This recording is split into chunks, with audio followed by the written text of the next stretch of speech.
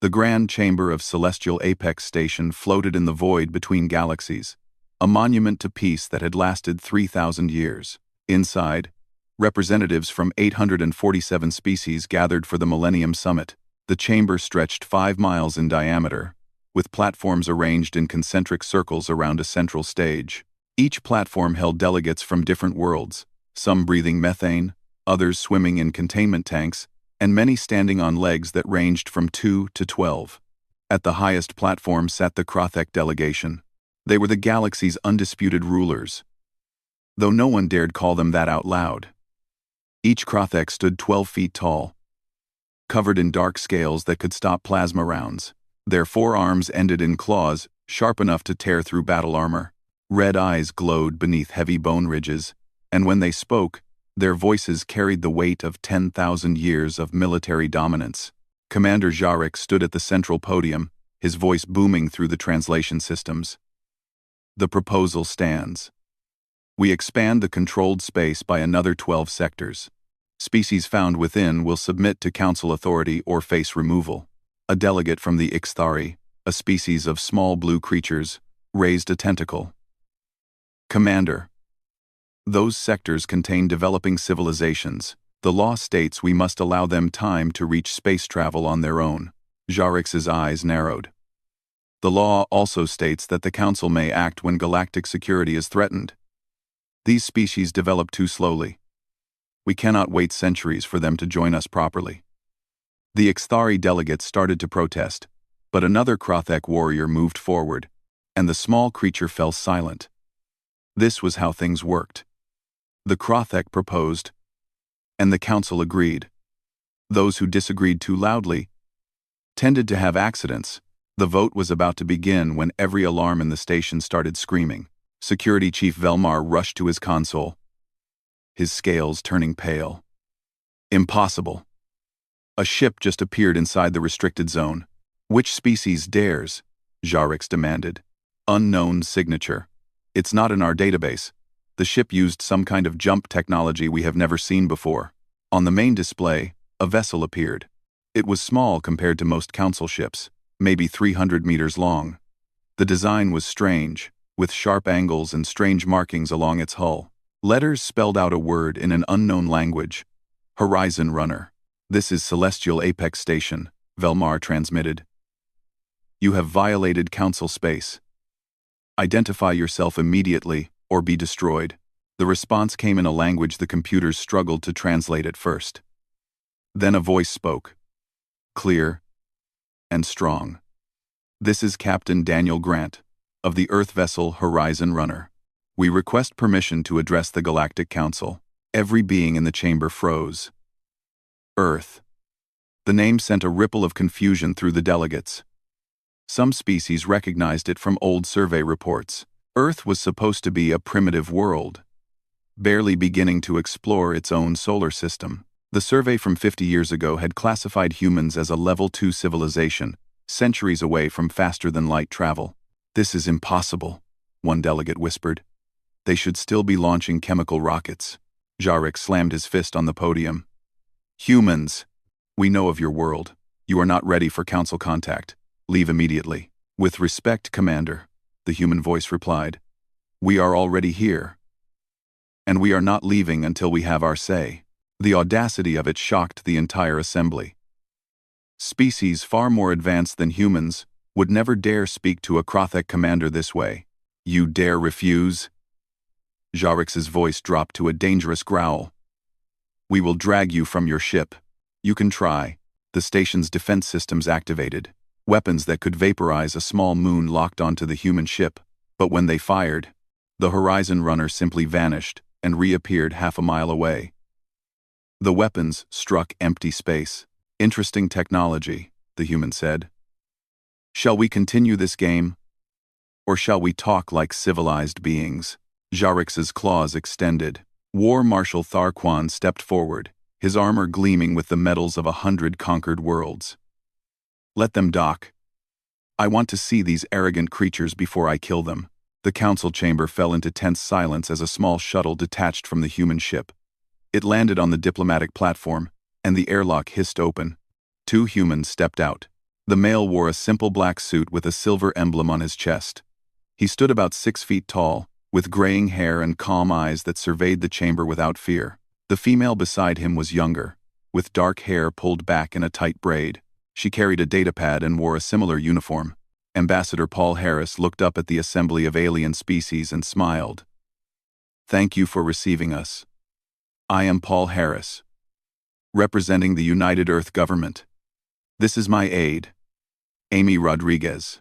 "You were not invited," Jarek said. "You have no right to be here." Paul walked calmly to the center of the chamber, Amy following close behind. His footsteps echoed in the stunned silence. Article 7 of the Council Charter states that any spacefaring species has the right to petition for recognition. We are spacefaring. We are here. We petition. "You are primitive," Tharquan said, descending from the Krathek platform. His massive form towered over Paul. But the human did not step back. "You have no place among the advanced civilizations." "Interesting definition of advanced," Paul said. He gestured to Amy, who activated her datapad. Holographic images filled the chamber. They showed Krathek warships bombarding a planet. Cities burning. Refugees fleeing. This is the world of Talmora. The species there reached space travel 3 years ago. Your ships arrived 1 month later and destroyed their colonies. You claimed they were pirates. "They were," Jarek said. "They were explorers," Paul replied. "And you eliminated them because they did not immediately submit to your authority. We have documented 47 similar incidents over the past century." The chamber erupted in noise. Many species knew of Krathek aggression, but no one had dared compile evidence. The fact that humans, a supposedly primitive species, had been watching the council for 50 years sent waves of shock through the delegates. "How?" an Ixthari delegate asked. "How did you observe us?" We learned quickly that the galaxy was dangerous," Paul said. "So we stayed hidden and watched. We built our ships in the shadows of our outer planets. We listened to your broadcasts and studied your languages, and we learned that the Council is not what it claims to be. You are not peacekeepers. You are enforcers for the Krathek Empire." Tharquan's roar shook the chamber. He crossed the distance to Paul in 3 massive strides. His claws stopped inches from the human's throat. "You will die for this insult." Paul did not flinch. "Under Council law, you can challenge me. Trial by combat. Single warrior against single warrior. The winner's species gains their petition. The loser submits to the winner's terms." "You know our laws," Tharquan said, surprised. "We studied everything," Amy said quietly. "We came prepared." The war marshal's eyes gleamed. "If you lose, your species will abandon all space travel. You will return to your primitive world and never leave it again." "And if we win," Paul said, "Earth gains a seat on the Council, and the Krathek will face trial for their war crimes." The chamber exploded in shouting. Species argued in hundreds of languages. Some demanded the humans be removed. Others, the smaller and weaker ones, watched with desperate hope. No one had ever challenged the Krathek this way. Jarek raised his hand for silence. "The law is clear.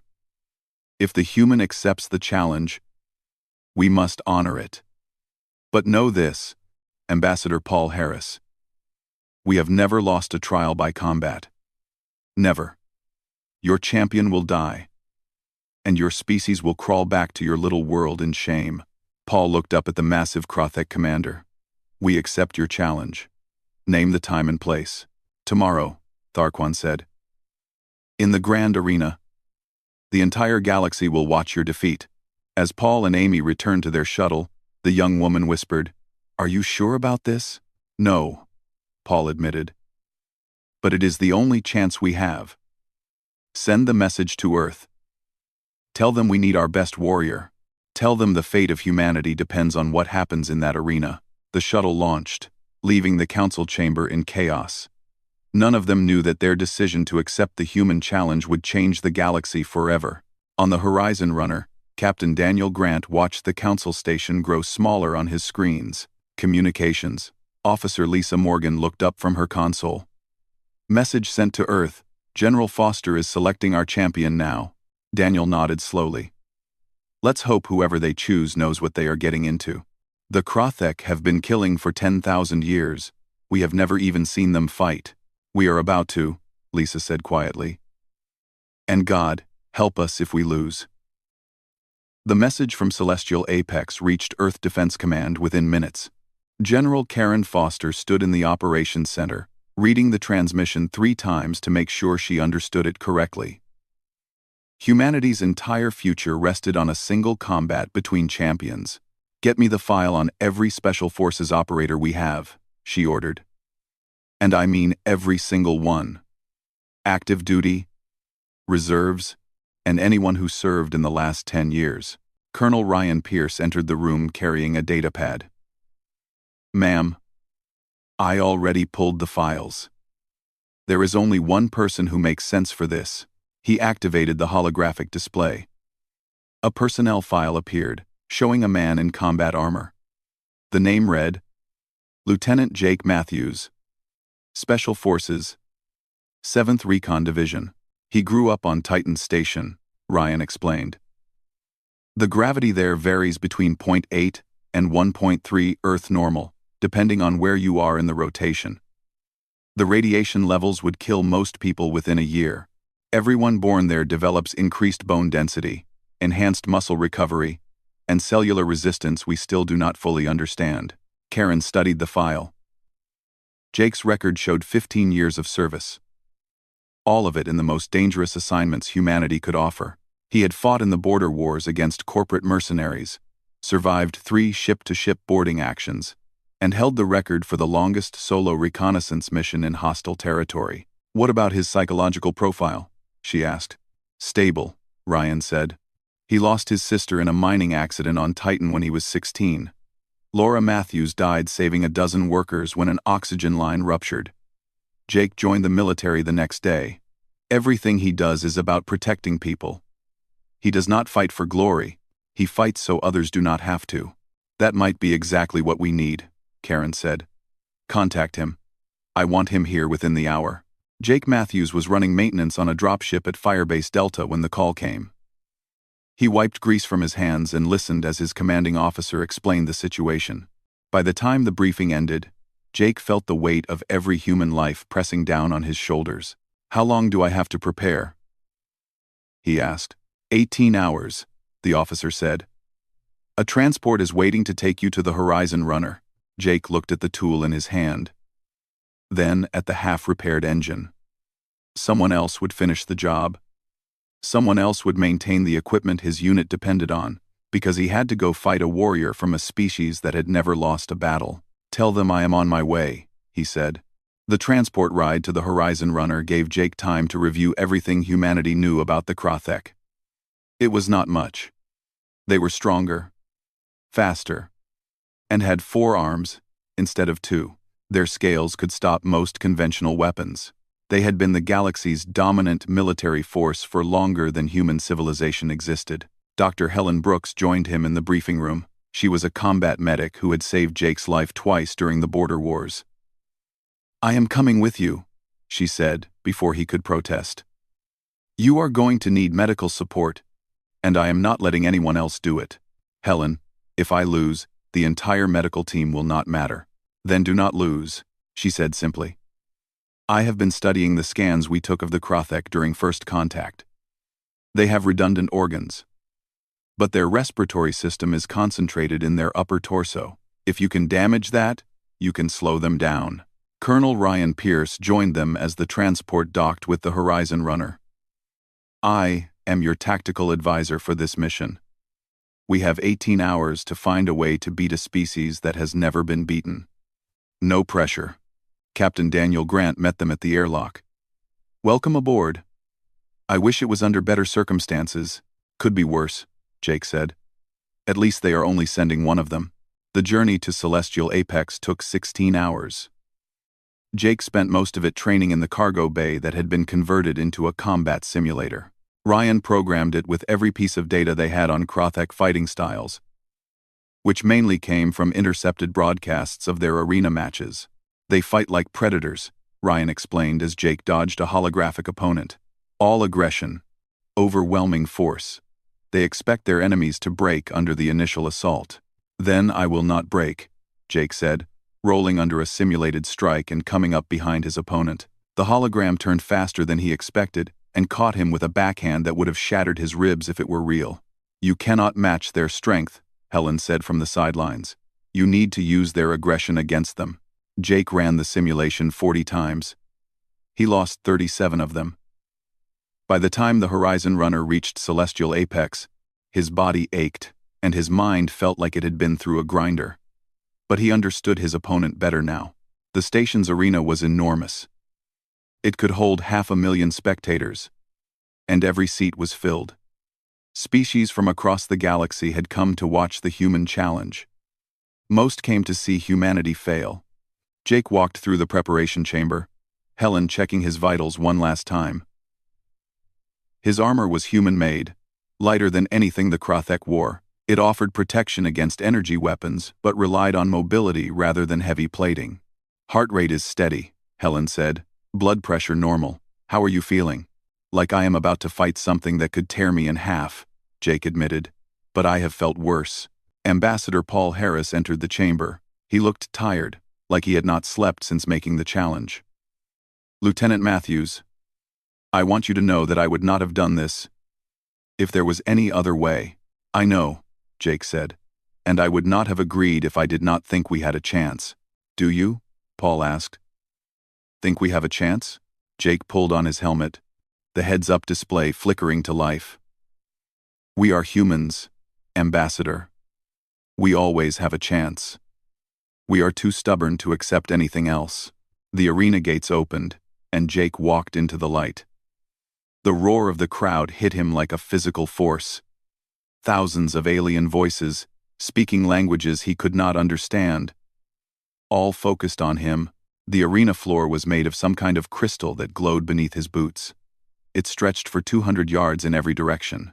Across from him, another gate opened. What emerged made Jake's breath catch. The Krothek warrior stood 14 feet tall, a full 2 feet larger than the average for his species. His scales were black as space, marked with scars from countless battles. He wore minimal armor, just enough to cover vital areas, as if he did not need more. 4 massive arms flexed, each one ending in claws that gleamed in the arena lights. The announcer's voice boomed through the stadium, translated into every language. From the Krothek Empire, undefeated in 200 matches across 50 species, the champion of the Armada, Krell, the Unbroken. Krell raised all 4 arms, and the crowd roared its approval. And the challenger, the announcer continued, from the world of Earth, representing the human species in their first council trial, Lieutenant Jake Matthews. The response was mostly silence, with some scattered laughter. Jake could hear the betting systems updating, showing odds of 1,000 to 1 in Krell's favor. The referee, a tall being made of pure energy, floated between them. The rules are simple. Combat continues until one fighter submits or dies. Any weapon naturally wielded by your species is permitted. The trial begins when I leave the arena. Krell spoke, his voice like grinding stones. The translator in Jake's helmet converted it to English. Human, you are brave but stupid. I have killed warriors from species far stronger than yours. Some had armor that could deflect plasma. Others had venom that could melt steel. All of them died.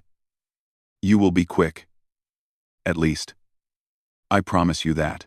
Jake looked up at the massive warrior. I have a promise too.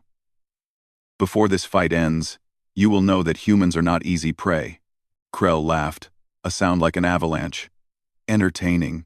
I will enjoy breaking you. The energy being rose toward the arena ceiling. Fighters, prepare.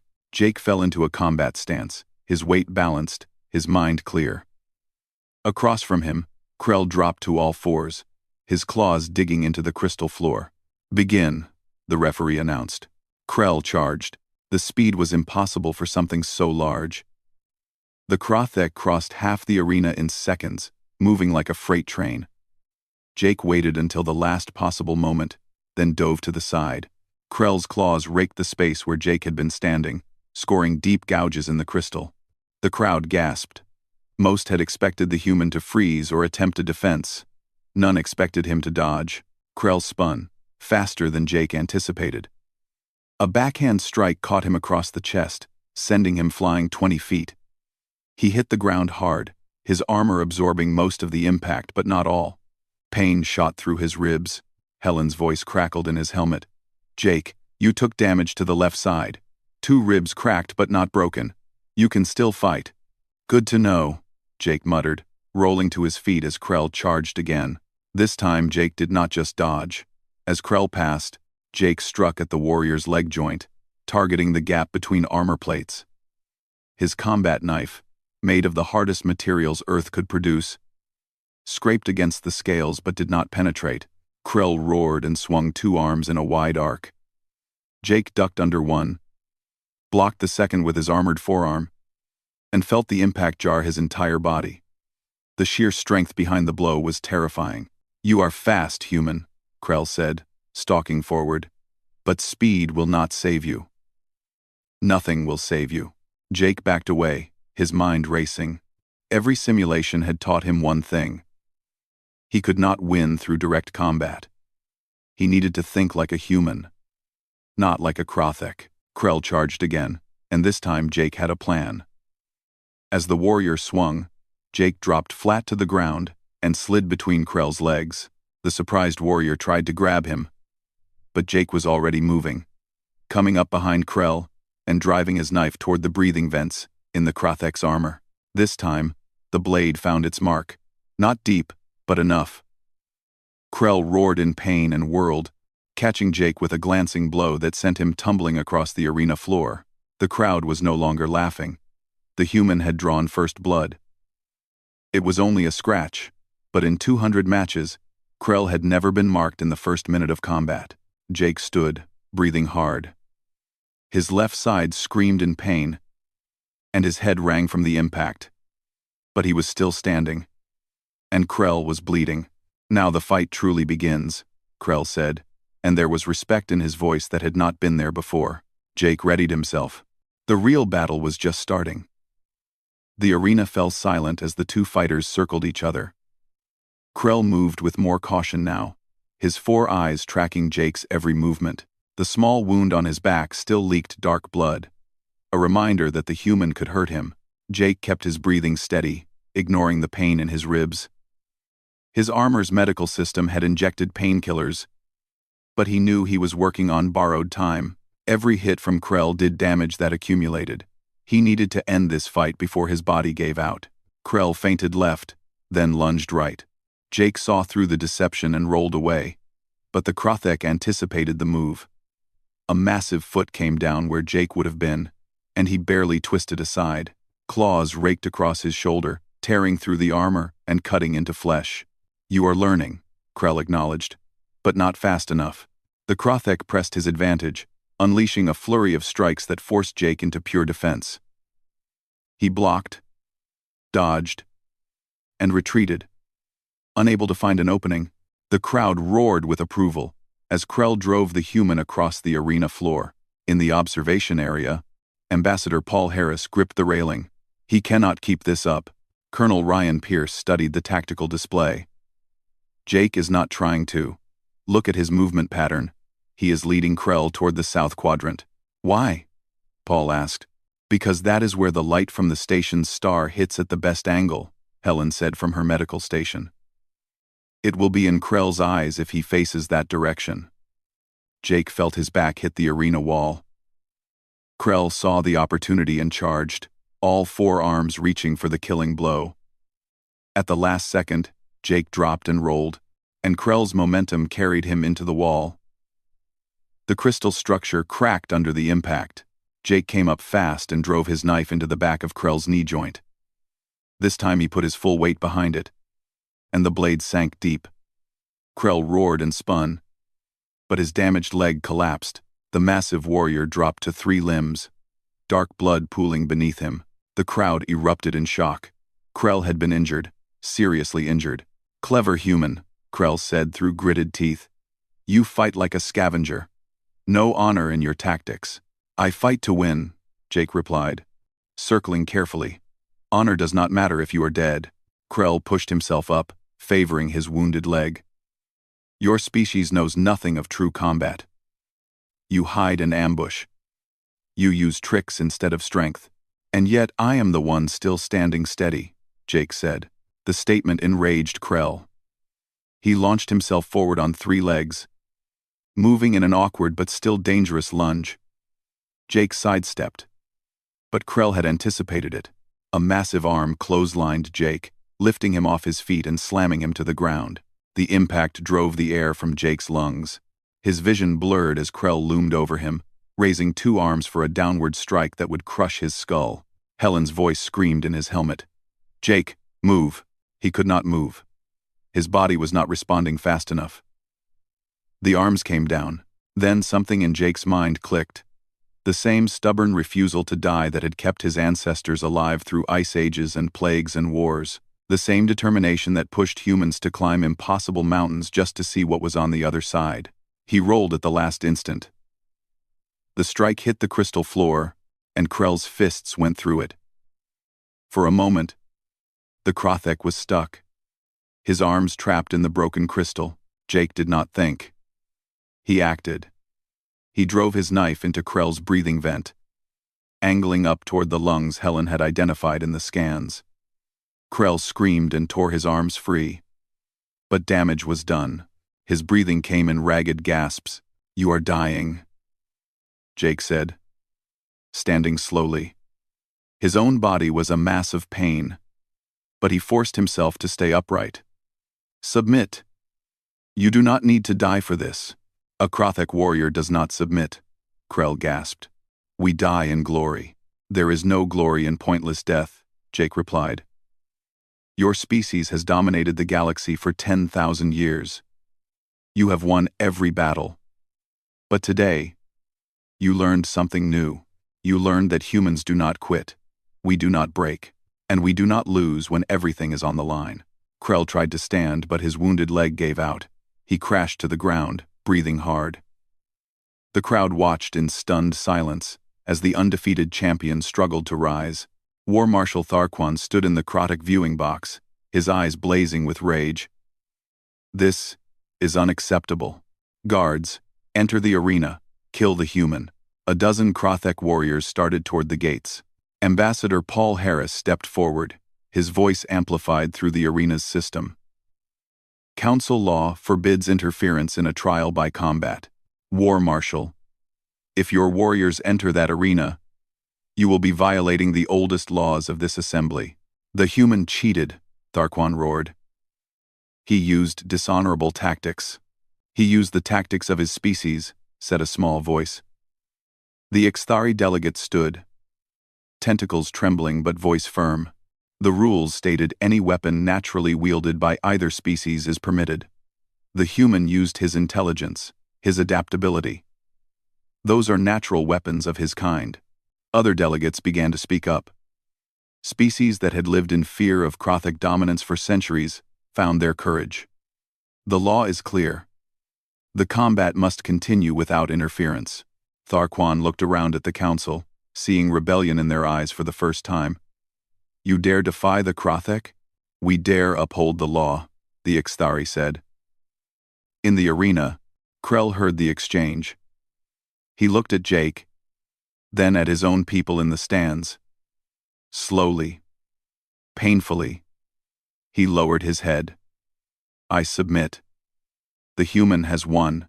The arena exploded in noise. Half the species cheered, shocked by the impossible result.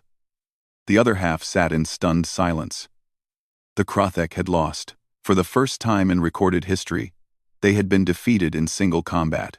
Jake approached Krell carefully.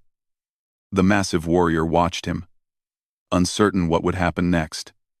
Jake extended his hand. Can you stand? Krell stared at the offered hand. You offer aid to your defeated enemy? Where I come from, we help those who need it, Jake said. Even former enemies. Krell reached out with one massive hand and took Jake's. Together, they stood. The crowd's noise intensified. seeing Human and Krothek standing together in the arena. The referee descended. The trial by combat is concluded. Lieutenant Jake Matthews of Earth is the victor.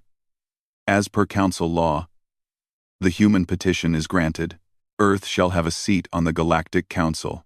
Paul Harris felt relief flood through him. They had done it. Against impossible odds, humanity had earned their place among the stars. But the celebration was short-lived. War Marshal Tharquan descended from the Krothek viewing box, his armor gleaming with threat. He walked into the arena, his footsteps echoing in the sudden silence. "You won your trial," he said to Jake. "But this changes nothing. The Krothek do not bow to primitives. We do not accept defeat from lesser species." "The law is clear," Paul said, entering the arena. "You must honor the outcome. The law is clam." "Then we will change the law," Tharquan declared. He turned to face the council assembly. "I, War Marshal Tharquan, declare formal war between the Krothek Empire and the species of Earth. We will burn your world. We will break your ships, and we will remind the galaxy why we have ruled for 10,000 years. Commander Jarix joined him in the arena. The Armada mobilizes tonight. 300 warships will travel to the human system. Their civilization will be crushed before they can threaten our dominance. The council chamber descended into chaos.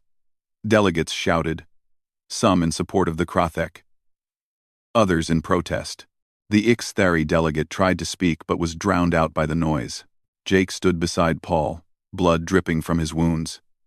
"Ambassador, I think we just made the galaxy's biggest enemy.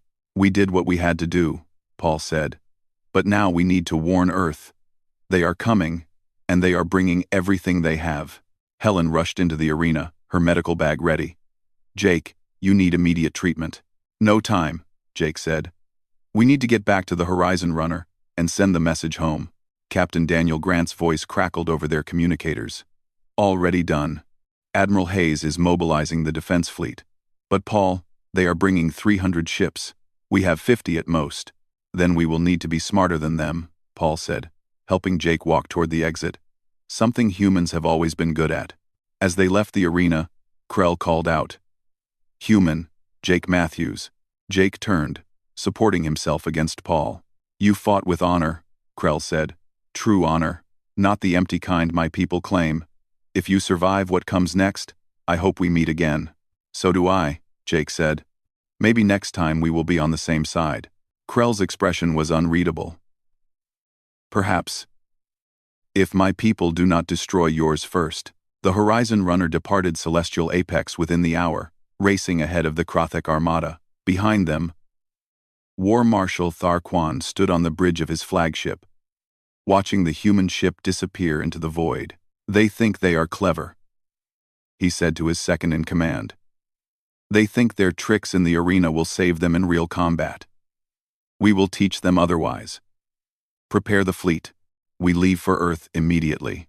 300 Krothek warships, each one capable of destroying a city with a single shot, powered up their engines. They had conquered 100 worlds. They had broken 1,000 species. The humans would be no different, or so they thought. On the Horizon Runner, Jake sat in the medical bay as Helen worked on his injuries. 2 cracked ribs, a fractured wrist, deep lacerations across his shoulder and back, and a concussion. By all rights, he should be unconscious, but he stayed awake, watching the tactical display as the Krothek fleet formed up. "How long until they reach Earth?" 5 days, Captain Daniel said. "We will get there in 4 if we push the engines." "Then push them," Jake said. "Because we need every hour we can get to prepare." Lisa Morgan worked her communications console, sending encrypted messages ahead to Earth Defense Command. Admiral Hayes confirms receipt. He is ordering all defense platforms online and recalling every ship within range. "It will not be enough," Ryan said quietly. "Even with everything we have, we are outnumbered 6-1. Paul looked at the tactical display, at the massive Krothek fleet preparing to destroy humanity. "Then we will need to fight smarter. We will need to use every advantage we have." And we will need to show the Krothek that humans do not just fight with strength. We fight with our minds. And if that is not enough? Helen asked. Then we go down fighting, Jake said. Because that is what humans do. We never give up. We never surrender. And we never let anyone destroy our home without making them pay for every inch. The Horizon Runner jumped to faster than light speed, racing toward Earth and the coming war. Earth Defense Command buzzed with activity as Admiral Christopher Hayes studied the holographic display. 300 red dots represented the Krothek Armada, moving steadily toward the solar system.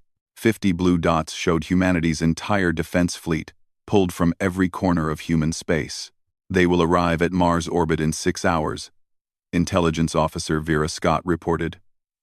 Current formation suggests they plan a direct assault on Earth. Christopher had commanded fleets for 30 years. He had fought pirates, corporate militaries, and rogue colonies. But he had never faced anything like this. The Krothek were not just superior in numbers. Their weapons could crack planets. Their shields could withstand nuclear strikes. On paper, Earth did not stand a chance. What about the asteroid belt defenses? He asked. All weapon platforms are online, Vera replied. 2,000 mining colonies have been converted to military installations. But Admiral, the Krothek do not know about them. They think our asteroid belt is just rocks. Then we will use that to our advantage, Christopher said. Captain Nicole Pierce, status of your carrier group? On the display, a younger woman's face appeared. Nicole commanded the Eagle's Nest, humanity's largest carrier. All fighter squadrons ready. Admiral.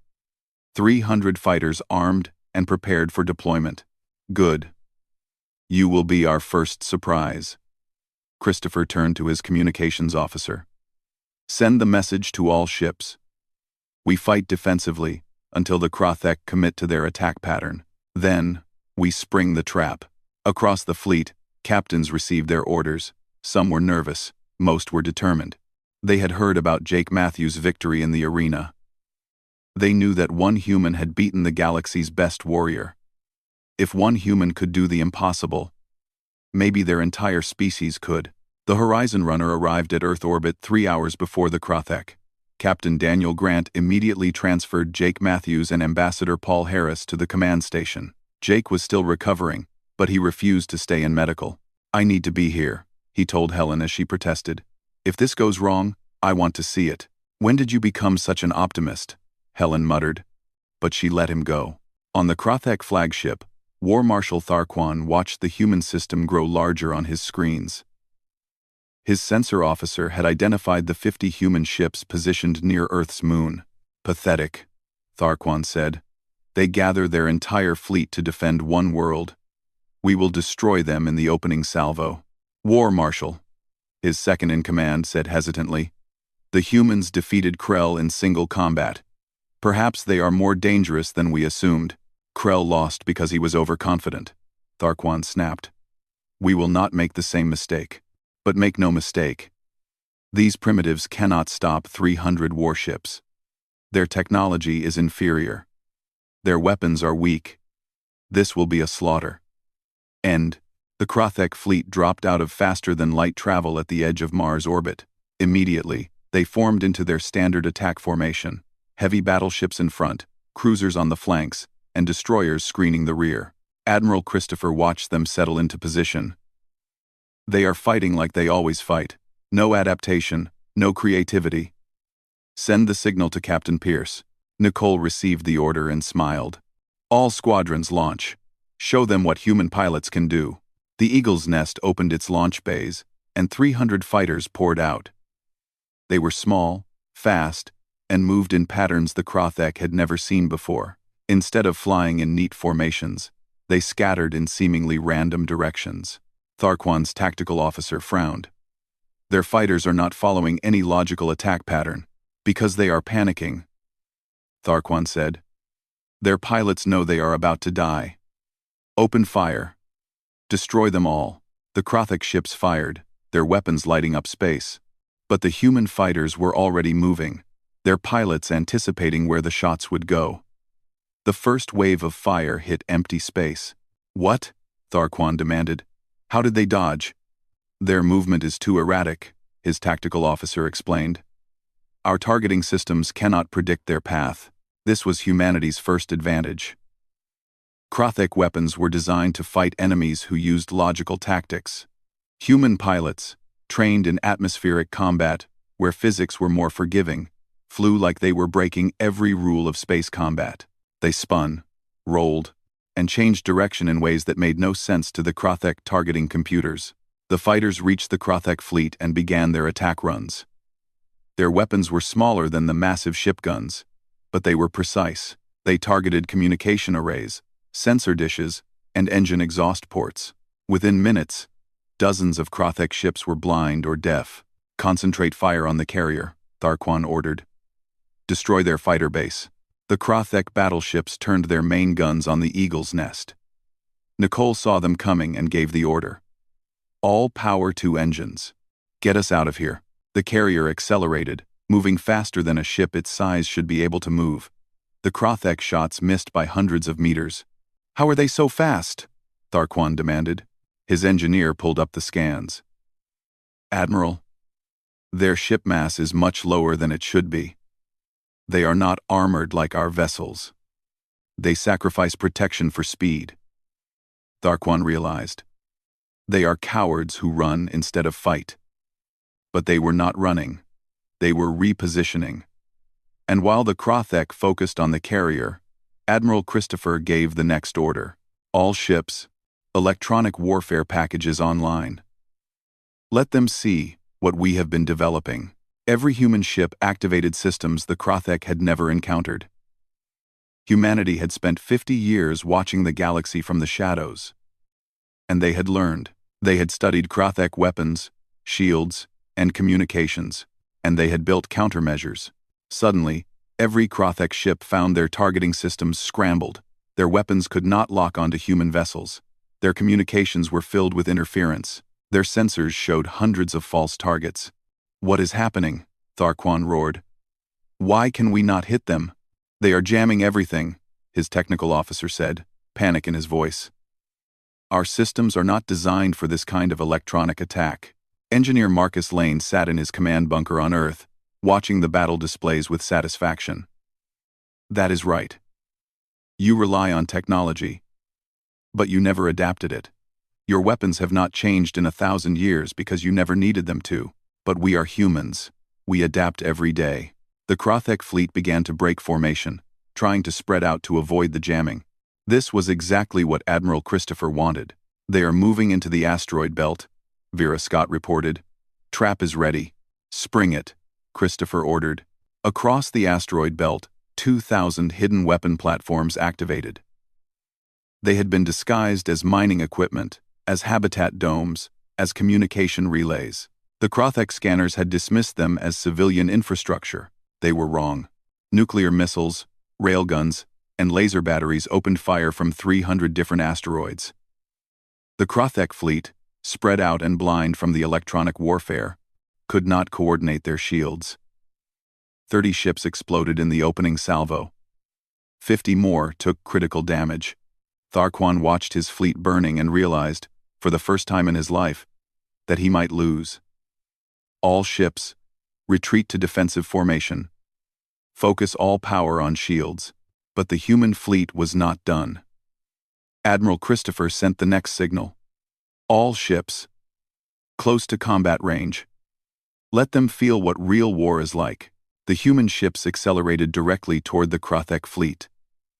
To the aliens, it looked like suicide. Ships did not charge into close combat in modern warfare. It was too dangerous. But human ships were fast and maneuverable. They closed the distance before the Krothek could react properly, diving between the massive alien vessels. At point-blank range, the human weapons found gaps in the Krothek shields. Captain Tony Walsh commanded the destroyer Thunderstrike. He brought his ship within 100 meters of a Krothek cruiser and fired everything he had into their engine core. The cruiser exploded, taking 2 nearby ships with it. "That is for every species you have bullied," Tony said. The battle raged for 3 hours. The Krothek had superior firepower, but the humans had superior tactics. They used the asteroids as cover. They coordinated attacks through encrypted channels the Krothek could not crack. They fought like a species that had spent its entire history at war with itself, learning every dirty trick that worked. By the time Tharquan ordered a full retreat, he had lost 140 ships. Nearly half his fleet was destroyed or disabled. The remaining ships jumped to faster than light speed, fleeing the Sol system. On Earth Defense Command, the crew erupted in cheers. They had done it. They had defeated the galaxy's apex predators. Admiral Christopher did not cheer. He looked at the casualty reports. 18 human ships destroyed. 5,000 personnel dead.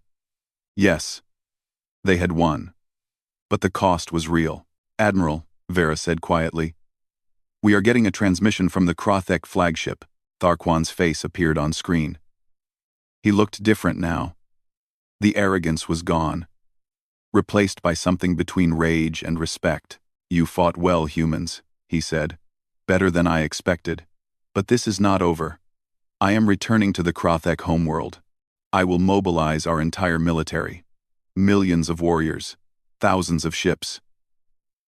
We will return and finish what we started. Then we will be waiting, Christopher replied. The transmission ended. The crew's celebration died as they realized the truth. They had won the battle. But the war was just beginning. Ambassador Paul Harris stood beside Jake Matthews, both of them watching the retreating Krothek ships. We bought ourselves time. But not much. How long until they can mobilize their full force? Jake asked. 3 months, maybe 4, Paul said. And when they come back, they will bring enough ships to blot out the sun. Then we go to them first, a new voice said. Everyone turned to see General Karen Foster entering the command center. We cannot wait for them to gather their strength. We need to go to the Krothek homeworld and end this before they can launch a war of extinction. That is suicide, Christopher said. We just barely survived 1 fleet. How can we assault their home planet? We do not need to assault it, Karen said. We just need to reach their leadership. If we can force the Krothek High Council to acknowledge our strength, to accept us as equals, then this war ends. Jake straightened, ignoring the pain in his still healing body. You want to do what we did at the arena. But on their own world. Exactly. Karen confirmed. We send a small team. The best we have. They infiltrate the Krothek homeworld, reach their supreme leader, and force him to submit. And if we fail? Paul asked.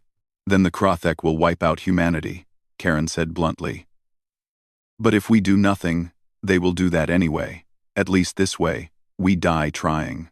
The command center fell silent. Everyone knew what she was suggesting was almost impossible. The Krothek homeworld was the most heavily defended planet in the galaxy. Getting to the surface would be hard. Reaching the High Council would be harder. Forcing them to submit would be nearly impossible. I will go, Jake said. Jake, you just fought in an arena, Helen protested. You are still recovering. Which is why I am perfect for this, Jake replied. I already beat their best warrior. I can do it again. And maybe, just maybe, they will remember that. And it will give us an edge. Colonel Ryan Pierce stepped forward. If Jake is going, I am going. Someone needs to plan the tactics. I am coming too, Sergeant Emma Davis said. She was a sniper with a reputation for making impossible shots. You will need long-range support, and someone needs to handle their technology, Tony Walsh added. I can hack their systems.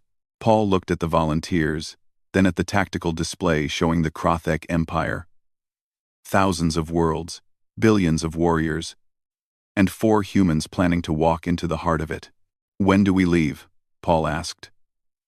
The stolen Krothek stealth ship dropped out of faster-than-light travel at the edge of the Krothek home system.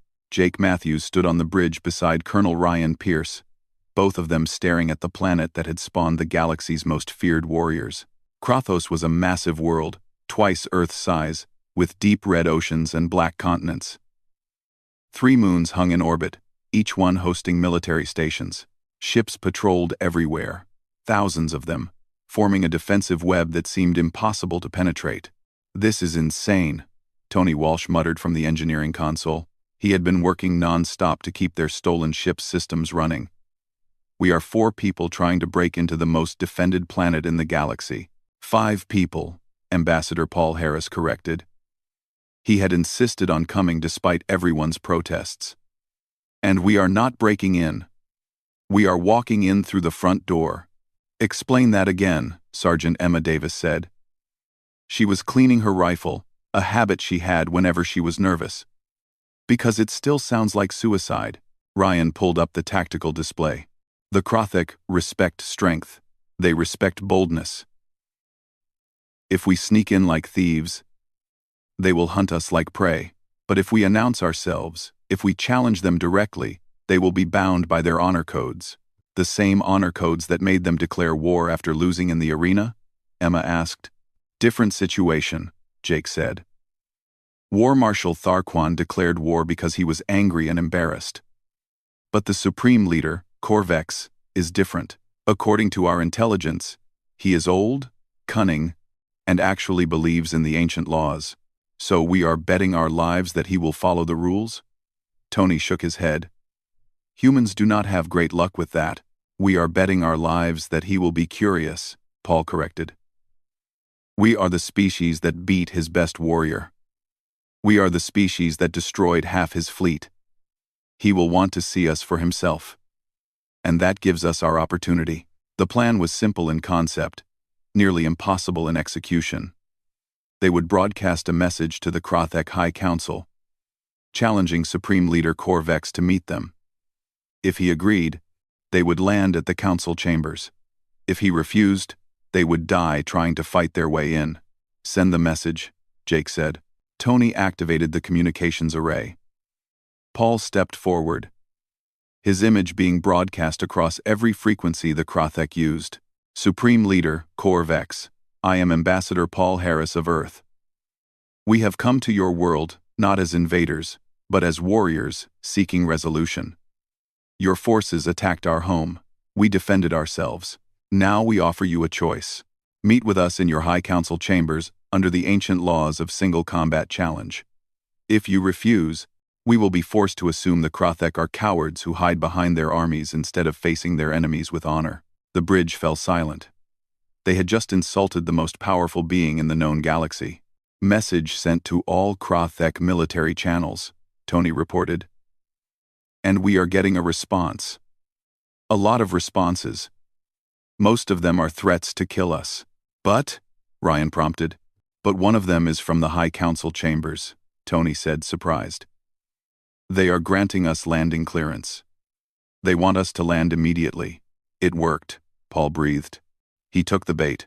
The stealth ship descended through Krothos's atmosphere, escorted by a dozen Krothek fighters. They could destroy the human ship at any moment. But they did not. Honor demanded they allow the challenge to proceed. The High Council building was enormous, a fortress of black stone that stretched miles into the sky. It was designed to intimidate, to remind everyone who entered that they stood in the heart of Krothek power. The ship landed on a platform surrounded by hundreds of Krothek warriors. Each one was fully armed, their weapons trained on the human vessel. Well, Emma said, checking her rifle one last time. We are not dying today, Jake said with more confidence than he felt. Stay close. Follow the plan. And remember, we are humans. We do not quit. The airlock opened, and the 4 of them stepped out. The Krothek warriors tensed, but none fired. Jake walked in front, his combat armor repaired, but still showing scars from the arena fight. Ryan and Emma flanked him, weapons holstered but ready. Tony stayed behind Paul, carrying the datapad with their evidence. A massive Krothek stepped forward, even larger than War Marshal Tharquan. His scales were a deep crimson, marked with countless scars. His 4 eyes studied the humans with an intelligence that was uncomfortably sharp.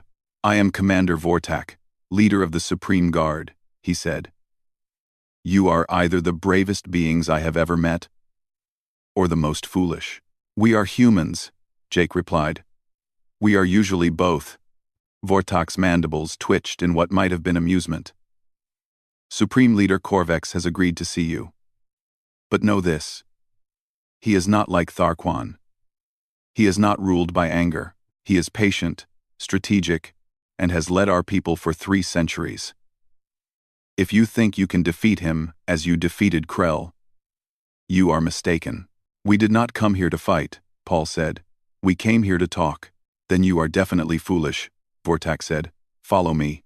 They walked through corridors filled with warriors, past trophy rooms displaying the weapons of defeated species, through halls where the history of Krothek conquest was carved into the walls. Every step reminded them that they were walking into the center of an empire built on 10,000 years of military supremacy. The High Council chamber was vast. The ceiling was so high, it disappeared into shadows. Platforms surrounded a central arena, each one holding Krothek officials and military leaders, and at the highest platform sat Supreme Leader Corvex. He was old.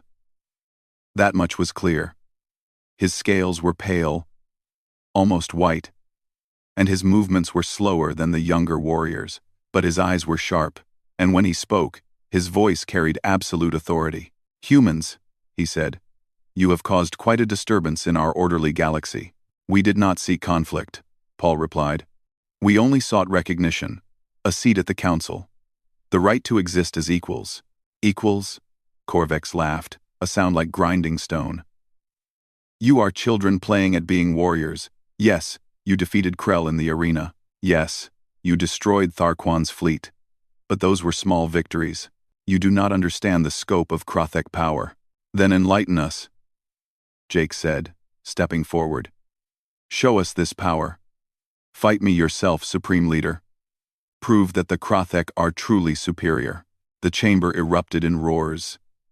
The suggestion was unthinkable. Supreme Leaders did not fight challenges. They were above such things. But Corvex raised a hand, and silence fell. He studied Jake for a long moment. You are the one who defeated Krell. I watched the recording. You fought cleverly. You used his strength against him. You showed mercy when you could have killed him. I fight to win, Jake said. Not to kill. An interesting distinction, Corvex said. Very well. I accept your challenge. But not here. Not now. First, you will face my elite guard. All 20 of them. If you survive, then I will fight you myself. Ryan started to protest, but Jake held up a hand. 20 warriors, 1 human. Those are your terms. Those are my terms, Corvex confirmed. Then I accept, Jake said. But when I win, you will acknowledge humanity as equals. You will end this war. And you will reform the Galactic Council to be truly about peace, not dominance.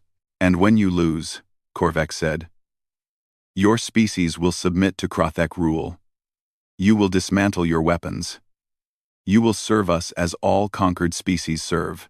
Deal, Jake said. Paul grabbed his arm.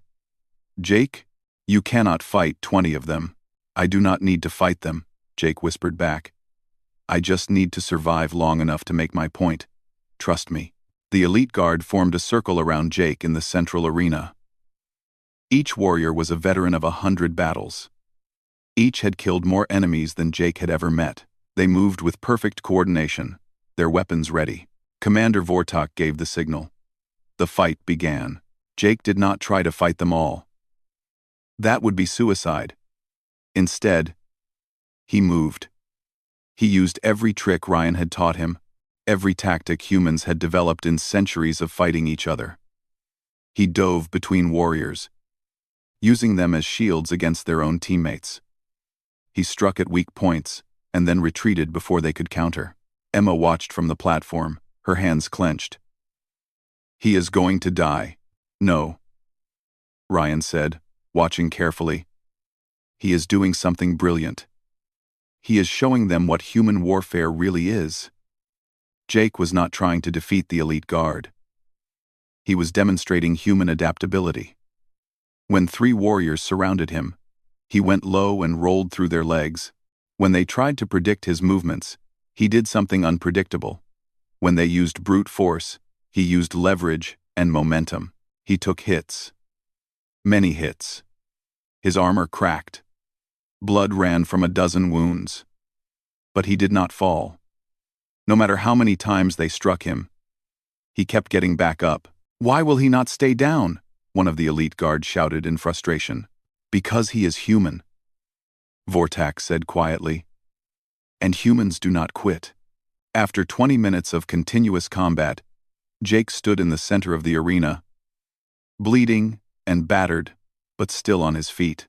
The elite guard surrounded him, exhausted and confused. They had landed enough hits to kill 3 normal warriors, but the human still stood. "Enough," Korvex commanded. The elite guard backed away. The supreme leader descended from his platform, his ancient body moving with surprising grace. "You did not defeat them, but you proved your point. Human endurance is remarkable. We are from a harsh world," Jake said, breathing hard. "Earth made us tough, but it also taught us something else. It taught us that survival is not about being the strongest. It is about adapting, about working together, about never giving up." Korvex walked around Jake, studying him like a predator studying prey. "You want me to fight you now? But I think you have already made your challenge clear. Very well. Let us see what the supreme leader of the Krothek can do against a single exhausted human." What happened next would be talked about in both species' histories for generations. Korvex was old, but he was not weak. He had led the Krothek for 3 centuries because he was the best warrior they had ever produced. He combined strength with strategy, power with precision. Where Krell had been a hammer, Korvex was a scalpel. The fight was brutal. Korvex did not charge mindlessly. He tested Jake, probing for weaknesses, forcing the human to reveal his tactics, and slowly, methodically, he dismantled Jake's defenses. Jake found himself being driven back, unable to find an opening. Every move he made was anticipated. Every trick he tried was countered. This was not like fighting Krell. This was fighting someone who understood warfare at a level Jake had never encountered. "You are skilled," Korvex said, as he landed another hit that sent Jake sliding across the floor. "But I have fought for 300 years. I have studied every species, every fighting style. You have nothing I have not seen." Jake struggled to his feet, pain shooting through his entire body. He was going to lose. He could feel it. Korvex was simply too experienced, too skilled. But then he remembered something. Something Helen had said before they left Earth. The Krothek fight to dominate. But humans fight to survive. And survival means doing whatever it takes. Jake did something no warrior in Krothek history had ever done during a challenge. He stopped fighting. He lowered his weapons. He stood upright, making himself vulnerable. And he spoke. "You are right. I cannot beat you in pure combat. You have lived longer, fought more battles, mastered every technique. If this were only about strength and skill, you would win." Korvex stopped, confused. "Then you surrender?" "No," Jake said. "I am showing you something more important than winning. I am showing you wisdom." He gestured to the assembled Krothek. "Look at your people. Look at what you have built. 10,000 years of conquest. Thousands of species under your rule. And what has it given you? Fear, resentment, a galaxy that hates you. They respect us," Korvex said. But there was uncertainty in his voice. "They fear you," Jake corrected. "There is a difference. And fear is not sustainable. Eventually, the conquered rise up. We are proof of that. We are a young species, and we stood against your might. How long before others follow our example?" Korvex was silent. Thinking, Jake continued. "But it does not have to be this way. You could lead through wisdom instead of fear. You could build alliances instead of empires. The Krothek could be remembered not as conquerors, but as protectors. As teachers. As the species that brought true peace to the galaxy." "Beautiful words," Korvex said. "But the galaxy respects only strength." "Then show them a different kind of strength," Jake replied. "The strength to change. The strength to admit that dominance is not the only way. The strength to build something better than what came before." He extended his hand. the same gesture he had made to Krell. I offer you alliance, not submission, not conquest. Partnership between equals, the Krothek strength combined with human adaptability. Together, we could create something the galaxy has never seen. Korvex stared at the offered hand. In that moment, 3 centuries of belief warred with new possibility. Everything he had been taught said to reject this, to crush this arrogant human and reassert Krothek dominance. But he was old enough to recognize wisdom when he heard it, and he was smart enough to see that Jake was right. The old ways were failing. The attack on Earth had proven that. The humans had not just survived, they had shown that determination and intelligence could overcome superior force. Slowly, impossibly, Supreme Leader Korvex of the Krothek Empire lowered himself to one knee. The chamber exploded in shock. Krothek warriors roared in protest. Some reached for weapons. But Commander Vortak stepped forward, raising his hand. The Supreme Leader has chosen, he said. We will honor his choice. Korvex took Jake's hand, letting the smaller being help him stand. You have taught me something today, human. You have shown me that true strength includes knowing when to stop fighting. He turned to face his people. I declare the war with humanity ended. Earth will have its seat on the Galactic Council, and the Krothek will begin a new era. We will no longer rule through fear. We will earn respect through actions worthy of respect. Paul stepped forward, presenting the datapad to Korvex. Then, let us begin by addressing these war crimes. 47 species destroyed or displaced in the last century. They deserve justice. They will have it, Korvex said, and the Krothek will make reparations. We will rebuild what we destroyed. Over the next weeks, the galaxy watched in amazement as the impossible became reality. The Galactic Council convened with humanity as its newest member. Korvex himself stood before the assembly and acknowledged the Krothek's crimes. Trials were held. Reparations were paid. Species that had lived in fear began to hope. Jake Matthews stood on the observation deck of the Horizon Runner, watching Krothos slowly recede as they departed. Helen joined him, her medical scanner showing that his injuries were finally healing. You did it, she said. You actually did it. You changed the galaxy. We did it, Jake corrected. All of us. Humanity. We showed them that strength without wisdom is hollow. That mercy is not weakness. That the future does not have to repeat the past. What now? Helen asked. Now we go home, Jake said. We help rebuild the council. We forge alliances. We show the galaxy that humans are not just good at fighting. We are good at building. At creating. At bringing people together. In the council chambers on Celestial Apex, Ambassador Paul Harris addressed the full assembly. Representatives from 847 species listened as he proposed new laws, new systems of justice, new ways for the galaxy to function. And beside him, to everyone's shock, stood Supreme Leader Korvex. The oldest Krothek leader in history stood as an ally to the youngest species in the council. We propose a new charter, Paul said. One based not on fear or dominance, but on cooperation and mutual respect. The galaxy is vast enough for all of us, strong enough to protect all of us.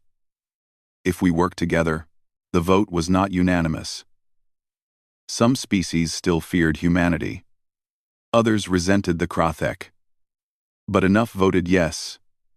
Enough saw the possibility of something better. The small Ixthari delegate approached Paul after the session. You did something remarkable, Ambassador. You crashed our council, defeated our apex predator, and changed our entire civilization. How does it feel? Paul smiled. It feels like we are just getting started. Humanity has a lot to learn from the galaxy. And maybe, just maybe, we have a few things to teach as well.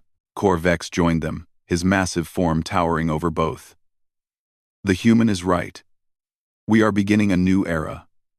One where strength serves peace instead of conquest. Where different species learn from each other instead of destroying each other. Will it work? The Ixthari asked. I do not know, Corvex admitted. But for the first time in my very long life, I am curious to find out. Court. Back on Earth, General Karen Foster stood before a memorial to those who had died defending their world. 18 ships, 5,000 lives. They had paid the price for humanity's place among the stars. We did it, she whispered to the memorial. We earned our place. Not through submission. Not through conquest. Through courage. Through standing up when everyone said we should bow down. Through showing them that humans may be young, but we are not weak. In the arena where Jake had fought Krell, a monument was being built. It would honor both warriors, human and Krithek, who had shown that enemies could become allies. That strength could be used to build instead of destroy. The inscription was simple, written in every language of the Council. Here, the impossible became possible. Here, a galaxy learned that true power is not the ability to defeat others, but the wisdom to unite them. And in the stars above, human ships began to explore the galaxy, not as conquerors or supplicants, but as partners. They carried with them the lesson they had taught, the Krathek, that the greatest weapon any species could possess was not might, but the determination to never give up, combined with the wisdom to know when to extend a hand instead of a fist. The galaxy would never be the same, and it had 4 humans, standing in the heart of their enemy's stronghold, to thank for it.